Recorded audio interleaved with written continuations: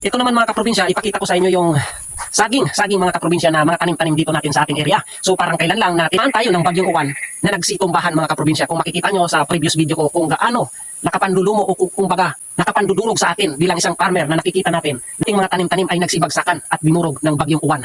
Sobra pong nakapandulumot, nakakadurog ng puso mga kaprobinsya dahil nag-invest tayo ng effort, yung ating dedikasyon sa pagtatanim mga kaprobinsya ay binuhos natin doon sa ating pagtatanim dahil yun yung ating hilig, yun yung ating passion, yun yung ating libangan dito sa ating area. Pero dinurog mga kaprobinsya sa isang iglap lang ng bagyong uwan. Pero mga kaprobinsya, hindi tayo tumitigil. Tayo po ay nagpapatuloy sa pagtatanim dito sa ating area. Wala po tayong sinasayang na area, basta na-clearing na natin mga kaprobinsya, ang bawat sulok ay tataniman natin at kailangan natin mapakinabangan. Ganun po yung aking mentalidad, yung aking mindset mga kaprobinsya, na kung gaano ulaga yung pagtatanim sa ating farmers mga kaprobinsya. Pakita ko sa inyo yung aking tanim na mga saging mga kaprobinsya. Ayan mga kaprobinsya, kita nyo.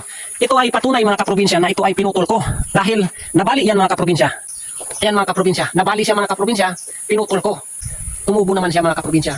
Alam nyo mga kaprobinsya, kung mapapansin natin, pagkatapos ng bagyo, isipin natin mga kaprobinsya na parang pinabayaan tayo ng ating Panginoon. Pero, pansinin mo mga kaprobinsya, yung buong area na to, after ng bagyo, nagkasintumbahan, tuyo na mga kaprobinsya yung mga kakahuyan na to. Ako ay nahiwagaan at ako po ay saksing buhay kung paano inayos ng ating Panginoon dahil sa ating pananalig sa kabila ng winasak ng bagyong uwan, dinurog at alumo mga kaprobinsya. Pero mga kaprobinsya, ito ay isang halimbawa na ibinalik sa atin ng Panginoon yung ating pinagpaguran.